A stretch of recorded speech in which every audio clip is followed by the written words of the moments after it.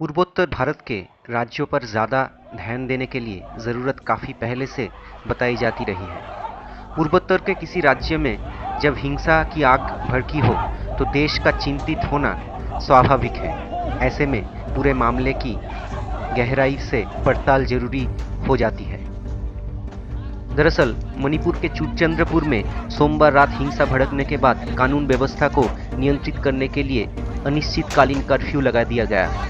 मणिपुर विधानसभा में पारित 3 विधायकों के विरोध में राज्य में भड़की हिंसा में अब तक कुल 8 लोगों की मौत हो चुकी है और कई घायल हो गए हैं।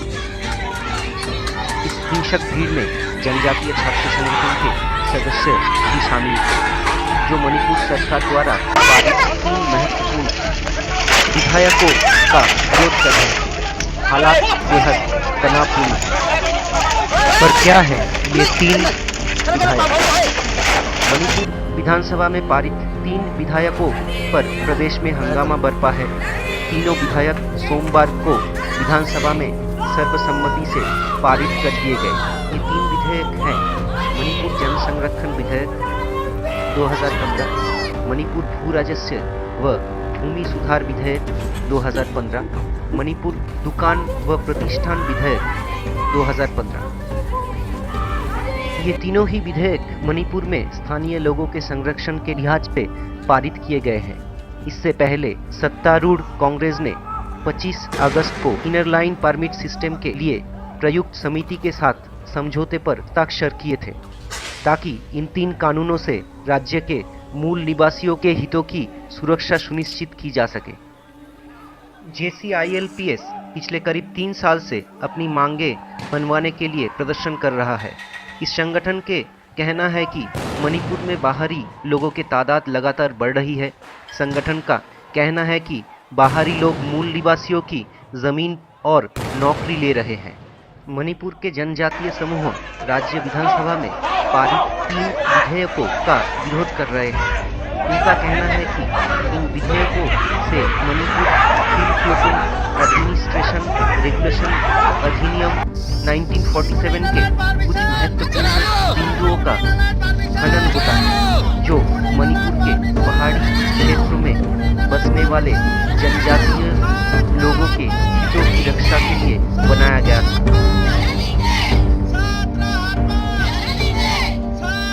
आइए हम अब ध्यान देते हैं कुछ मीडिया रिपोर्ट्स पे, जो कि अभी तक इंडिया के कुछ न्यूज़ चैनल्स के द्वारा दिखाए गए हैं।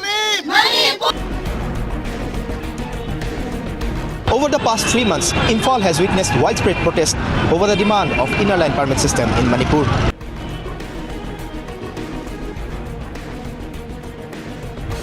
The movement is all about safeguarding the native people who are here, and our base year is 1951. So what we are claiming is anyone who has come before 1951, be it Assamese, Bengalis, Nepalis, Meiteis, whoever they are allowed to be here.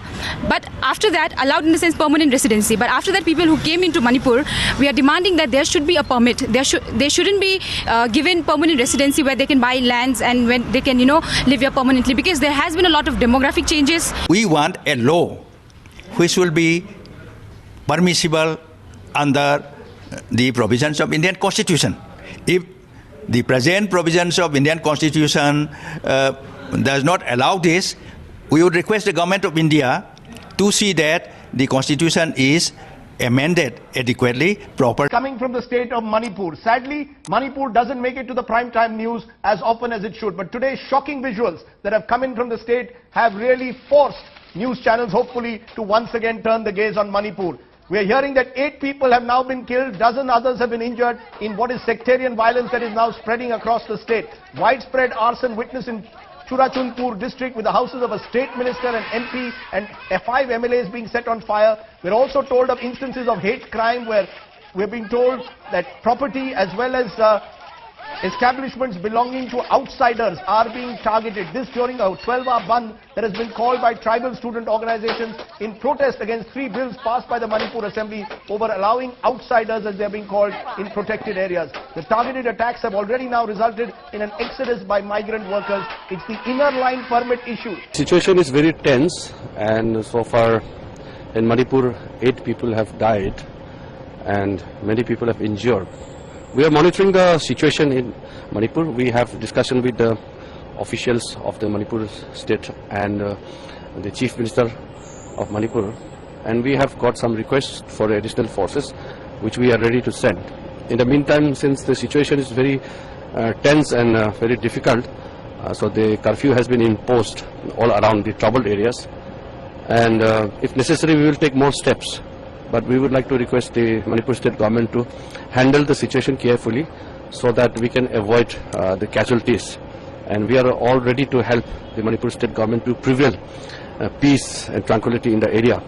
And it's very sad that so much of violence took place because of misunderstanding with the valley and the hills people. So we hope the situation will come back to normal as soon as possible. Kanchanpur town, while 3 bodies were found, 1 charred body was recovered from. वहाँ हो रहा है कि जो बाहरी जितने भी बिहार के हैं आउट ऑफ जो हिंदी बासी जो है वो अपने जगह पे चले जाए, यहाँ छोड़ करके मणिपुर खाली कर दो बोल के। ये हमारी देश है, हम इंडियन नहीं है, अब तुम लोग इंडियन जाओ। मतलब सबको तो एक जैसा होना चाहिए ना, जब हिंदुस्तान है तो हिंदुस्तान में सबको एक जैसा मान्य